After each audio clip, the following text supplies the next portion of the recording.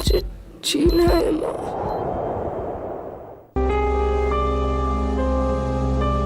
पौने 11 के बीच ऐसी खबर आई हमारे पास कि रेप एंड मर्डर हुआ है। Sanjay Roy, the prime accused in the shocking rape and murder of a trainee doctor at Kolkata's R.J. Kar Medical College and Hospital, has declared his intention to plead not guilty when he appears in court. नमस्कार दोस्तों, मैं नाम शांति कुमार है और आप देख रहे हैं मातृभूमि हमारी पहचान। दोस्तों, नया साल 2026 की शुरुआत हो चुकी है, लेकिन आज भी एक बड़ा सवाल हमारे सामने है। क्या लड़कियां सेफ हैं? असली नया साल उस दिन होगा जिस दिन हमारे देश के बेटियों को घर से बाहर निकलने पे डर नहीं बल्कि आजादी का एहसास होगा। आज हम 2026 में जी रहे हैं। हम चांद पे चले गए, 5G इंटरनेट चला रहे हैं, हम खुद को मॉडर्न कहते हैं। लेकिन क्या हमारा समाज वाकई बदला है या सिर्फ साल बदलते हैं? आज इस वीडियो में मैं आपको साल 2000 से लेकर 2025 तक की वो दर्दनाक दास्तानें सुनाऊंगा जो हमारे देश के माथे पे एक कलंक है। ये सिर्फ एक वीडियो ही नहीं, हमारे देश के कई बेटियों की चीखें हैं जो हमें आज तक सुनाई देती हैं। सिलसिला पुराना है पर घाव अभी भी ताजे हैं। बात 2004 की है जब मनोरमा देवी के साथ मणिपुर में दरिंदगी हुई। यह वो वक्त है जब कानून सिर्फ किताबों में था, लेकिन 2012 की उस ठंडी रात ने पूरे देश को जगा दिया। निर्भया, एक नाम जिसने पूरे भारत को कांपने पर मजबूर कर दिया। हम सड़कों पे उतरे, मोमबत्तियां जलाए, कानून बदले। हमने सोचा कि सब ठीक हो जाएगा, पर क्या हुआ?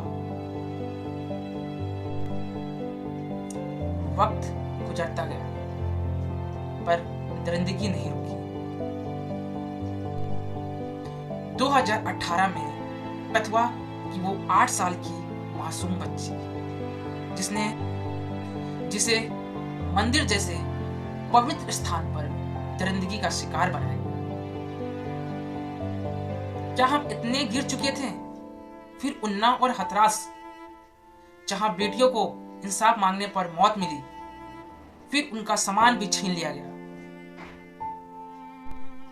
हर बार हमने हैशटैग चलाया, हर बार हमने गुस्सा दिखाया, पर हर सुबह एक नई बेटियों की चीख सुनाई दी।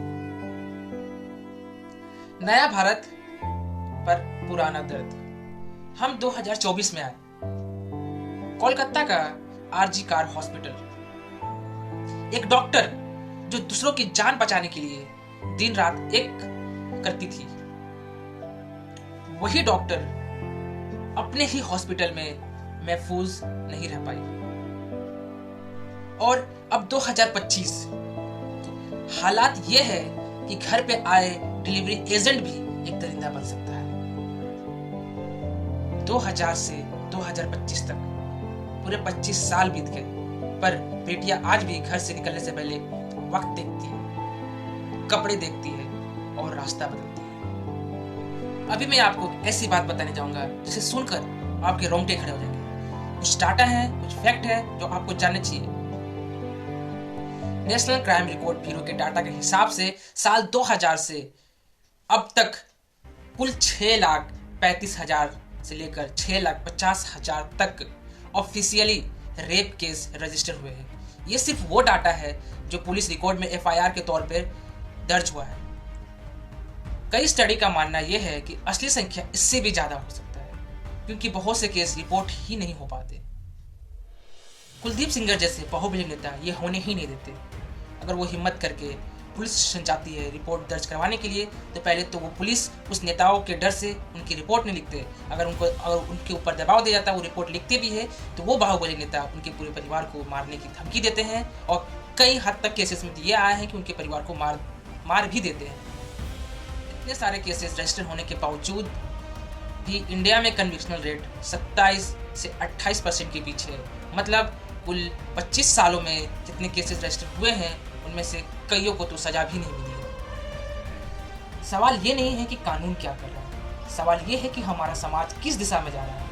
हम बेटियों को तो कहते हैं कि संभल के रहो, पर हमने अपने बेटियों को कब सिखाया कि इज्जत कैसे करनी है। जब तक हम अपनी बेटी की इज्जत को सिर्फ परिवार का इज्जत समझेंगे, तब तक ये दरिंदगी नहीं रुकेगी। हमें बेटी को बेचारी नहीं, समाज को जिम्मेदार बनाना होगा। और सरकार से भी ये दरख्वास्त करूंगा कि इस विषय पे आप काम करें और हो सके तो रेप केस के विषय में ज़्यादा से ज़्यादा सख्त और कानून बनाया जाए, और इस रेप केस में किसी भी नेता, किसी भी बाहुबली को कोई तरह के छूट, किसी तरह का बेनिफिट्स नहीं दिया जाए, चाहे कोई भी हो। मैं तो सरकार से दरख्वास्त करूंगा कि इस तरह से घिनौने हरकतें करने वालों को सजा नहीं, सीधा फांसी होनी चाहिए। ये वीडियो सिर्फ भीड़ के लिए नहीं, ये एक आईना है आपके और मेरे लिए। अगर आज भी हम नहीं जागे तो कल लिस्ट में एक और नाम जुड़ जाएगा, और शायद वो नाम किसी के घर का चिराग हो। सोचिए और इस मुद्दे पे आवाज उठाइए। अगर बेटी अपने घर में या बाहर महफूज नहीं है तो ये हमारी नाकामयाबी है। इंसाफ सिर्फ कोर्ट से नहीं, हमारी सोच से शुरू होता है। जय हिंद, जय भारत।